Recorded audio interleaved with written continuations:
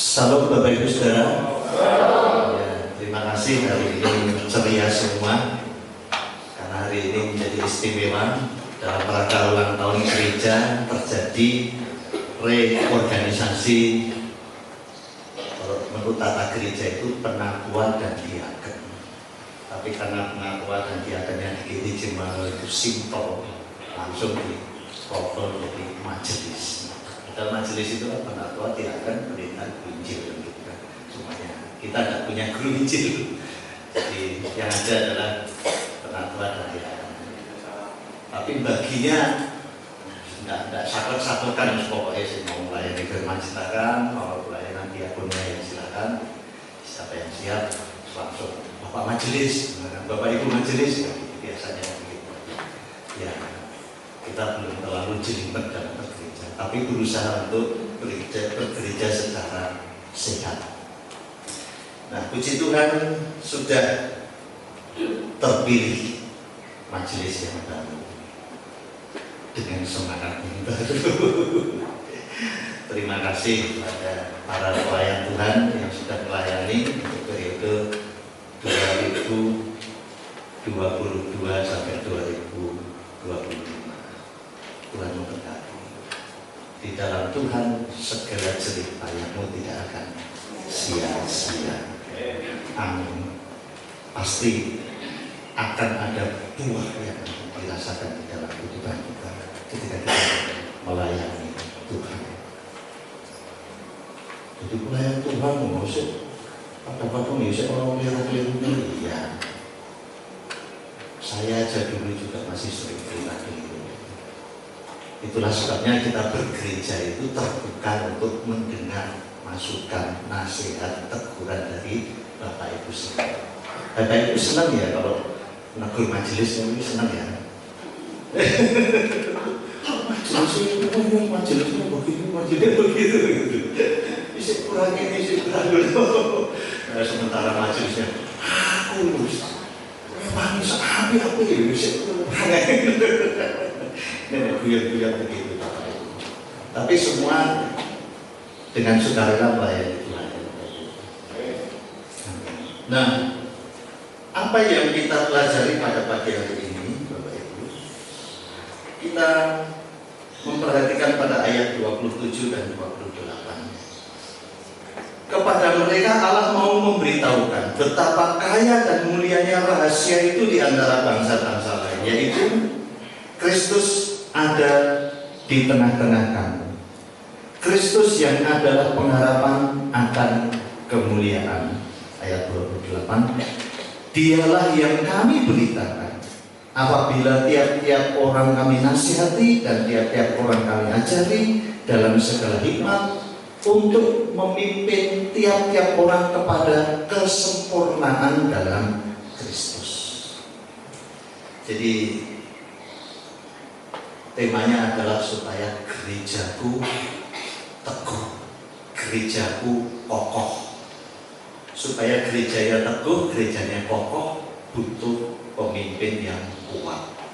Amin, Bapak Ibu. Sama di dalam keluarga, supaya keluarganya itu teguh, supaya keluarga itu kokoh, butuh kepala keluarga yang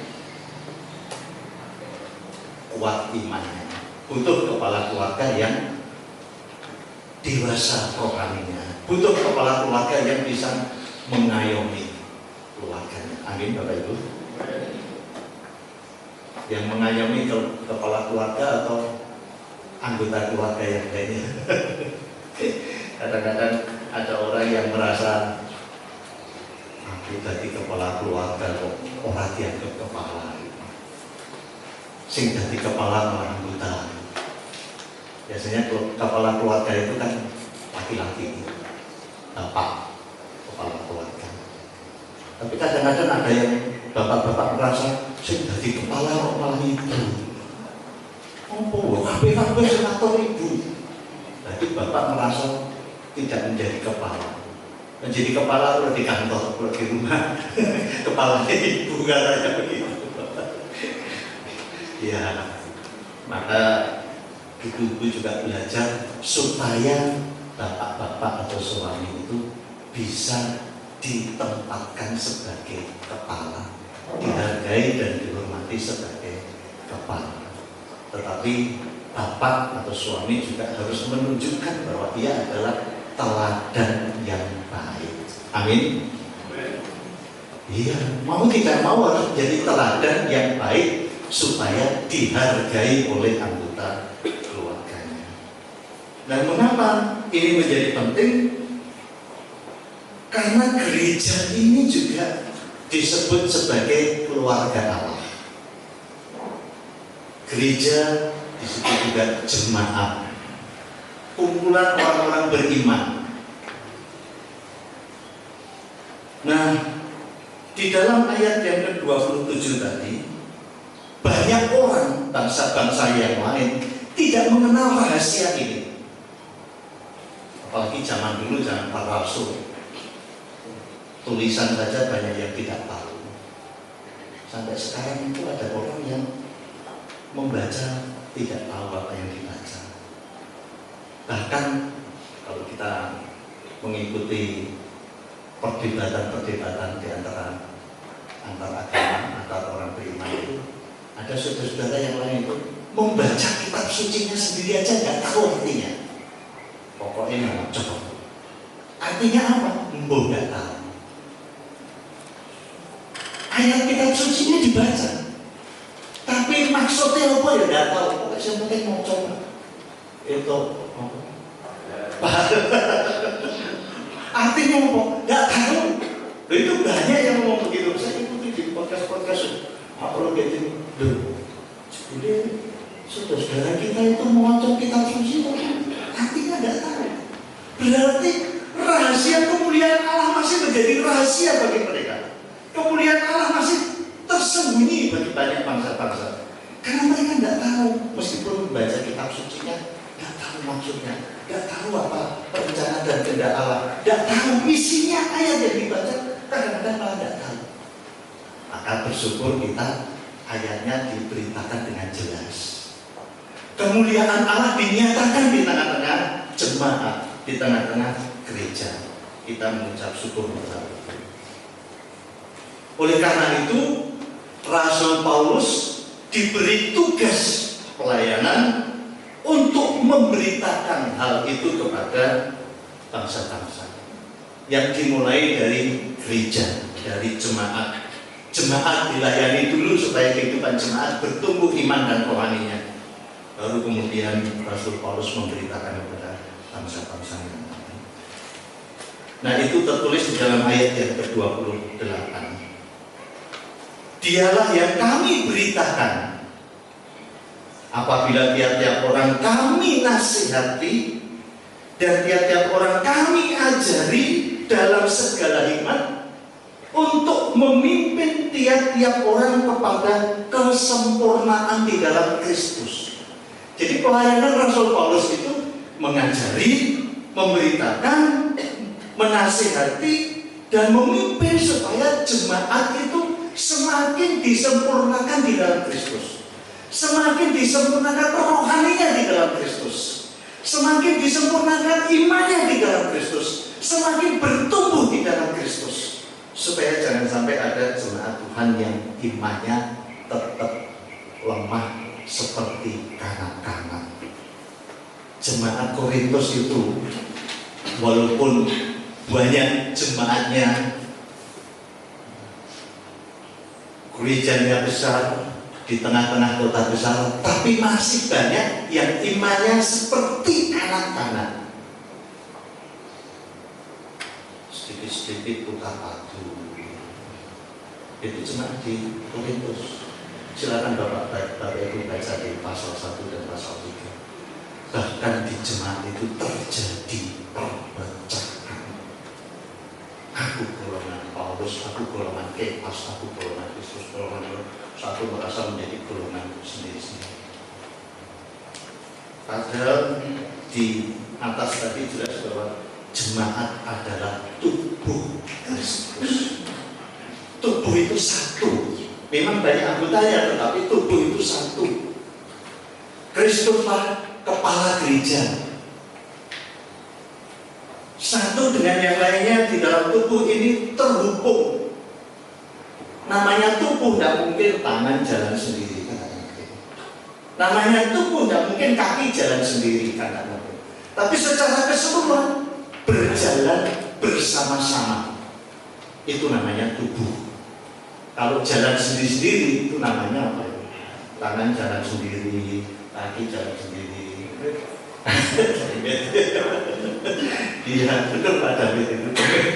Kadang-kadang ada itu kayak kepala jalan sendiri, itu apa itu namanya itu? Imbuh apa itu lah. Orang Jawa kan punya istilah macam-macam gitu kan. Nah, di Kalimantan itu ada kepala, terus ada apa itu? Ono ususnya apa? Puyang. Nah, itu. Dan ada tuh puyang, kepalanya bisa jalan sendiri. Lah itu bukan tubuh Kristus, pasti bukan tubuh Kristus itu. Oh itu jenenge gendruwo, demit, setan dan sebagainya. Tidak mungkin lah itu tubuh Kristus, tidak mungkin itu. Kalau jalan sendiri. Nah tubuh Kristus menjadi satu kesatuan yang utuh, supaya setiap orang bertumbuh di dalam kesempurnaan di dalam Kristus. Amin Bapak Ibu. Jadi yang lemah dikuatkan, didukung, didoakan, dilayani. Yang sudah kuat imannya nggak usah apa itu membanggakan diri, mengaku imannya sudah kuat, sudah tangguh menghadapi segala macam cobaan, sudah saya alami semua. Nggak usah terlalu membanggakan diri. Biasa saja, memang kita itu untuk diproses di dalam Kristus. Di dalam Kristus kemuliaan itu telah menjadi sempurna. Jadi di dalam kitab Ibrani banyak ayatnya. Dan karena di dalam Kristus kemuliaan itu, kekudusan itu yang masih menjadi rahasia bagi banyak bangsa-bangsa, karena banyak bangsa-bangsa masih banyak yang belum mengenal kemuliaan Allah yang sempurna itu. Dan kemuliaan Allah yang sempurna itu sudah dinyatakan di dalam Kristus.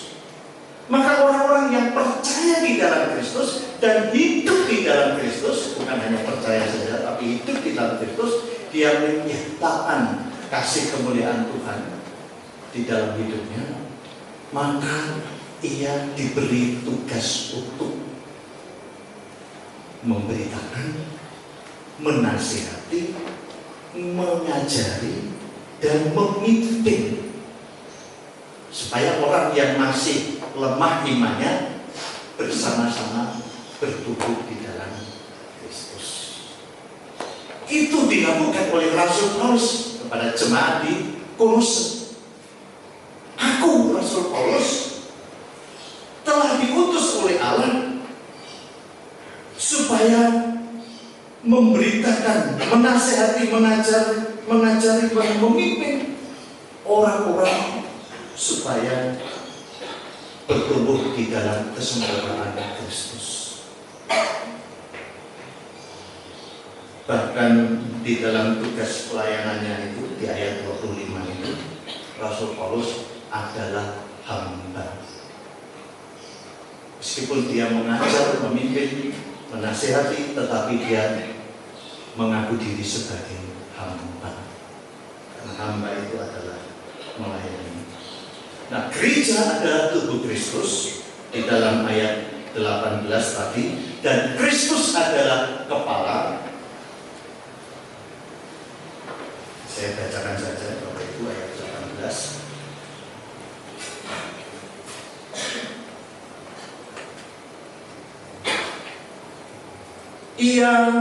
Ialah kepala tubuh, yaitu jemaat. Jadi Kristus adalah kepala dan jemaat adalah tubuh.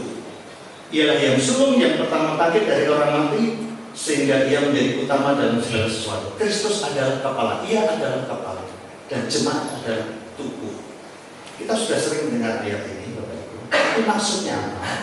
Maksudnya adalah Tuhan tidak menghendaki di dalam gereja ada kepala. Tuhan menghendaki di dalam gereja semuanya. Tuhan tidak berkenan di dalam gereja ada yang menjadi kepala. Kepala itu kan yang mengatur tubuh ini bergerak, semuanya dikendalikan oleh kepala. Jadi Tuhan tidak berkenan ada seseorang, walaupun itu orang Kristen, percaya pada Tuhan Yesus, tapi Tuhan tidak berkenan ada orang yang mengatur segala sesuatu dan semuanya harus tunduk kepada Dia, karena yang menjadi kepala adalah Kristus. Jadi jangan sampai ada orang menjadi kepala di dalam gereja, karena itu di dalam gereja namanya bukan kepala majelis, tetapi ketua majelis. Bedanya apa?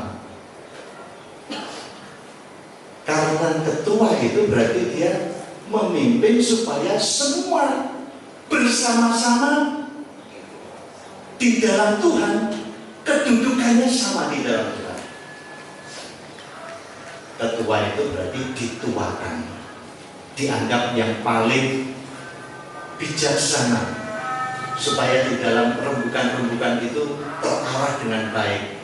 Tetapi keputusan itu disepakati bersama-sama. Maka kemarin ketika kita mengadakan rapat jemaat, kita usahakan dengan musyawarah, berembuk mencari solusi, mencari keputusan bersama, membuat keputusan bersama. Bukan keputusan saya, bukan keputusan si A, bukan keputusan si B, tetapi keputusan bersama, kesepakatan bersama. Itulah yang namanya musyawarah. Itu yang namanya berembuk. Di dalam keluarga kan begitu juga. Ketika kita mau melakukan sesuatu yang penting di dalam keluarga, maka bapak sama ibu sama anak itu rembukan. Iki happy ya. Nek bapak mengambil langkah sendiri, belum tentu ibunya setuju. Bapak mengambil langkah sendiri, belum tentu anaknya setuju. Tetapi kalau istri tidak setuju, anak tidak setuju, bapak ngotot jalan sendiri, apa yang terjadi? Rumah tangga itu akan konflik terus, lama-lama bisa pecah, bahkan bisa terjadi keluarga itu bercerai banyaknya. Ya karena tidak sepakat, omong-omongan itu tidak sepakat. Akhirnya mereka putus di tengah jalan. Kalau di tempat lain diizinkan boleh, tapi orang Kristen kan tidak boleh. Meskipun ayatnya firman-Nya sudah jelas apa yang disatukan Allah tidak boleh diceritakan oleh manusia, tetapi juga ada orang Kristen yang bercerai. Ada ya? Ya kita sedih. Berarti di dalam keluarga itu tidak bisa bersepakat, tidak bisa bermusyawarah, tidak bisa rembukan dengan baik. Padahal firman-Nya jelas, tetapi prakteknya yang sulit dilaksanakan. Karena apa? Ternyata di dalam kenyataannya rendah hati itu tidak mudah. Yang paling sering dilakukan adalah orang merasa diri paling benar. Aku sing bener, aku. Tapi mau berbicara bersama-sama, duduk bersama-sama, berbicara dengan baik itu tidak semudah seperti yang dibayangkan.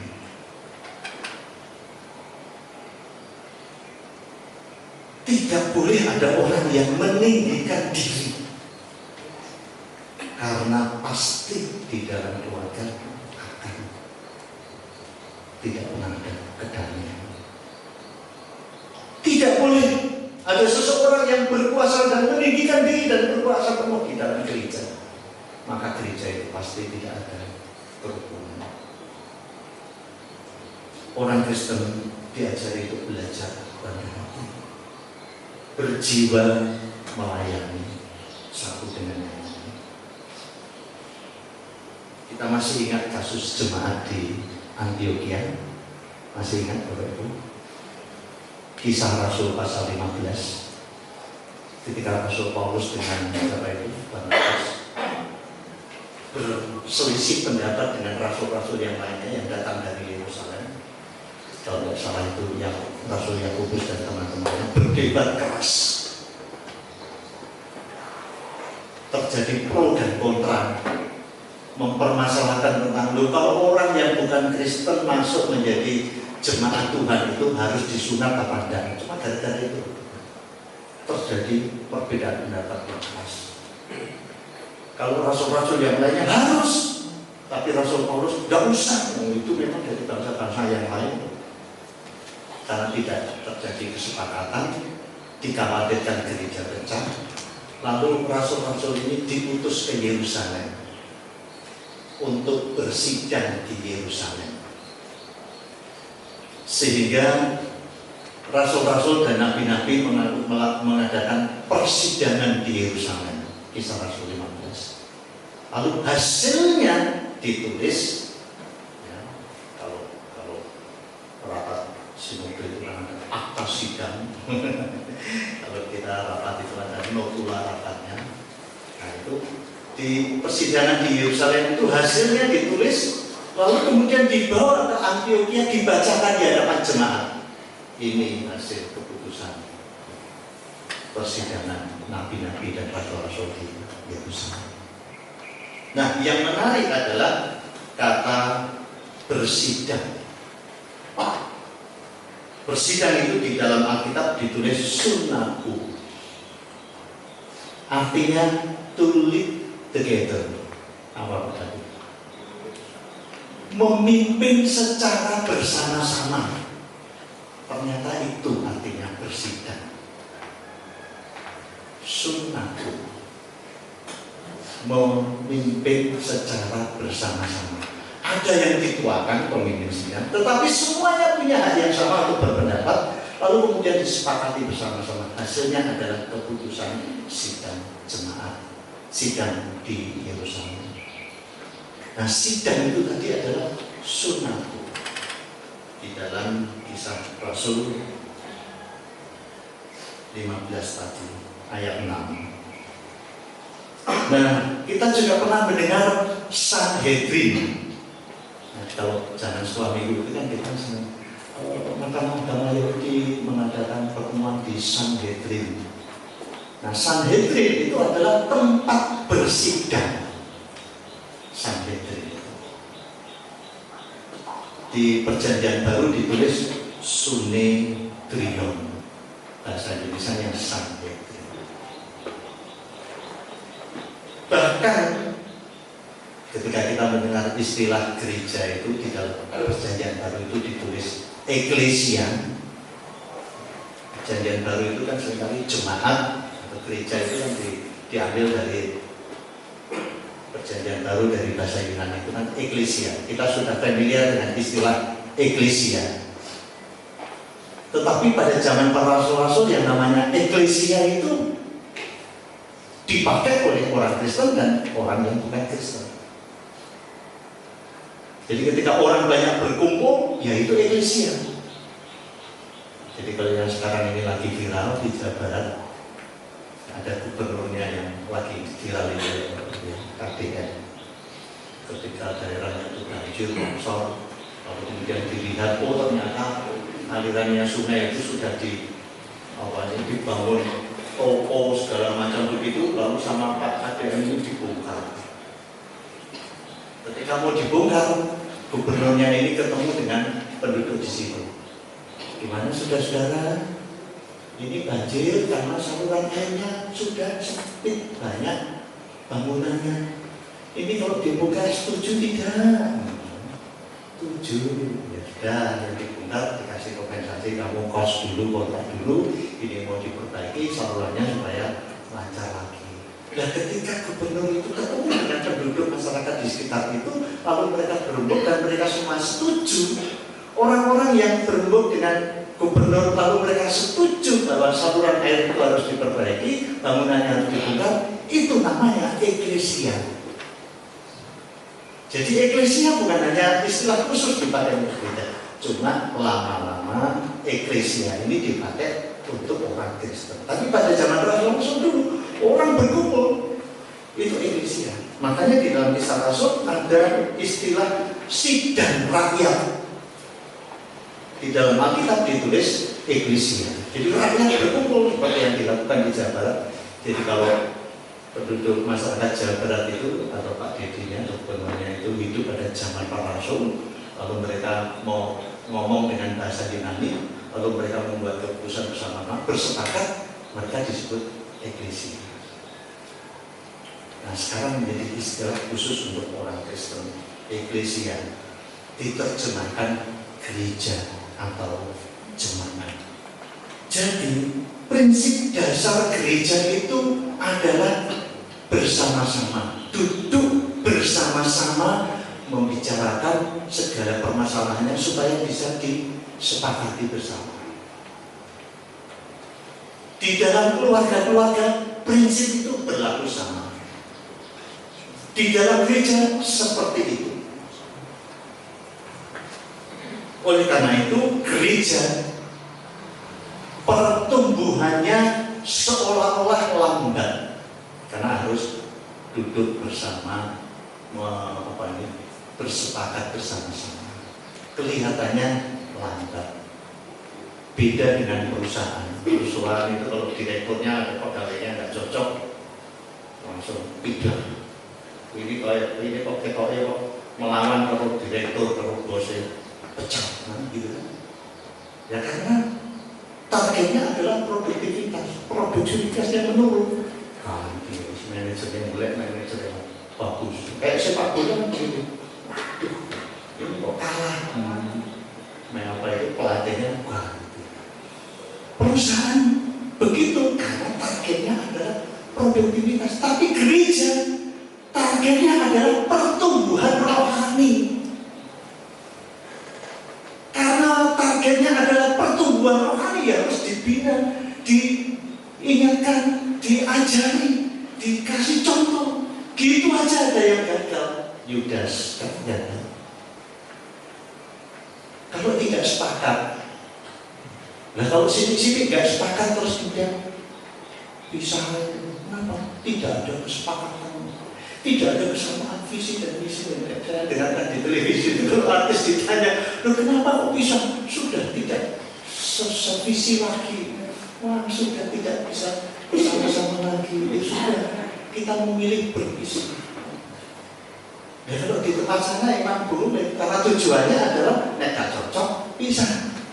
Tapi orang Kristen tidak begitu, karena tujuannya adalah supaya iman kita, rohani kita bertumbuh di dalam Kristus, mencapai kesempurnaan di dalam Kristus. Kalau ada masalah, kalau ada kesulitan, kalau masih lambat pertumbuhan rohaninya, ya dibimbing pelan-pelan, dinasihati. Anak kita naik nakal itu musuh. Mana orang aja, terus kalau 3 sekolah zaman dulu masih ada yang begitu kan, orang-orang kita bapak kita yang dulu, wes angkong ya jadi anak wes nelang-nelang udah siji lah, terus timbangan ini dapat tiba-tiba dari wirane wong tua, wes kalau 3 atau 100 dulu ratusan zaman bapak kita dulu kan begitu. Tetapi itu bukan ajaran Alkitab, bukan ajaran Tuhan. Ajaran Tuhan sangat elek-elek anak ya anak kita, ya harus kita doakan, ya harus kita nasihati, ya harus kita dukung, ya harus kita dorong supaya dia mengalami pertumbuhan rohani. Karena apa? Karena tujuan kita adalah supaya anak nanti ketika dia belajar selama hidup di dunia ini, pelajaran itu nanti dipakai untuk hidup kekal. Nanti di sana setelah dia tidak tinggal di dunia lagi, dia hidup di dalam alam yang lain. Pelajaran selama hidup di dunia ini jadi pelajaran pegangan hidup untuk hidup kekal.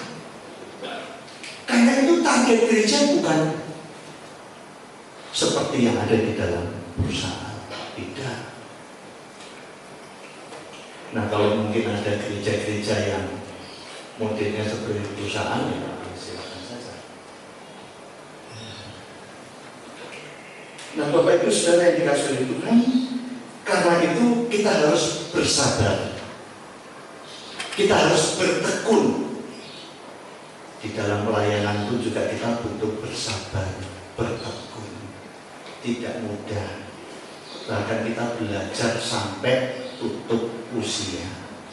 Yang sudah mbah-mbah saja itu diharapkan oleh Tuhan tetap belajar mendengarkan firman Tuhan. Amin.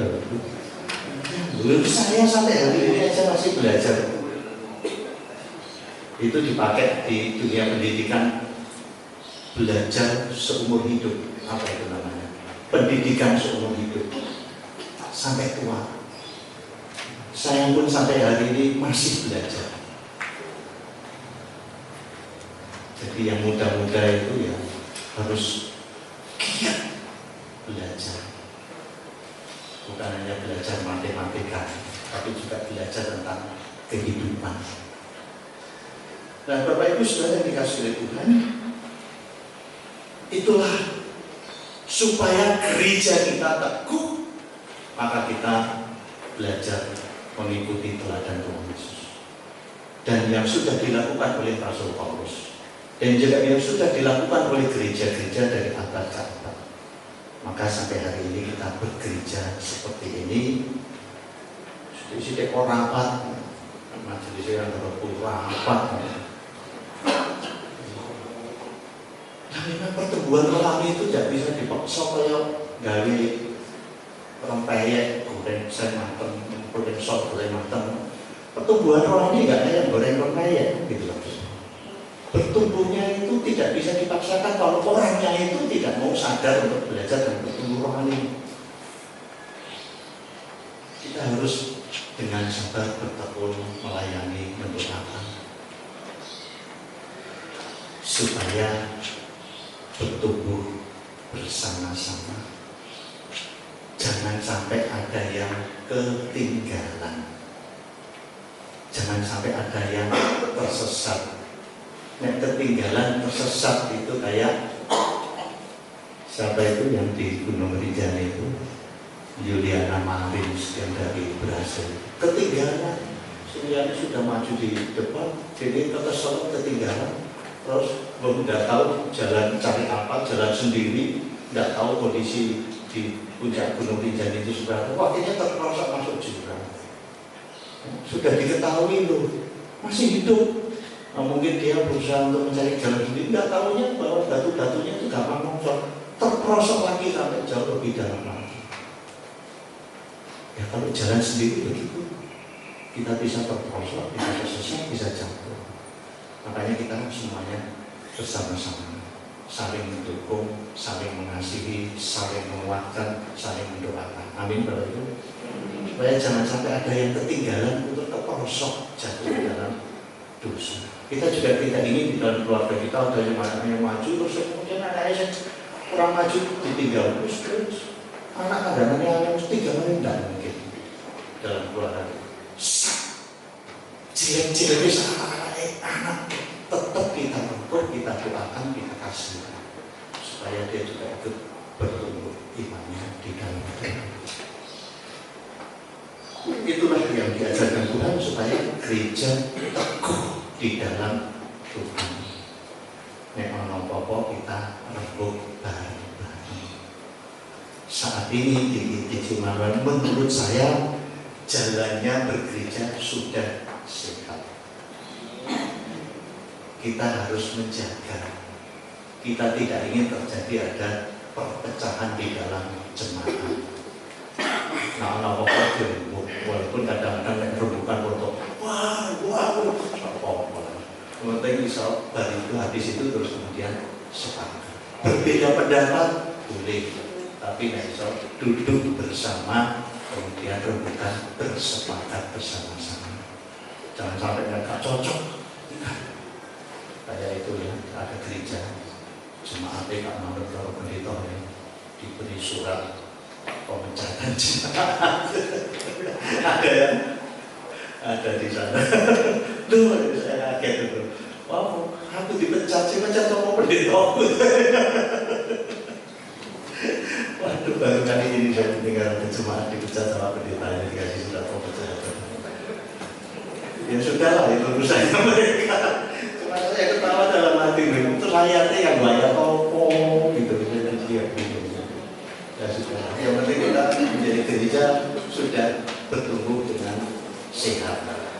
Nah, kita jaga bersama-sama supaya pertumbuhan rohani kita semakin disempurnakan di dalam Tuhan. Tuhan Yesus memberkati kita. Amin. Mari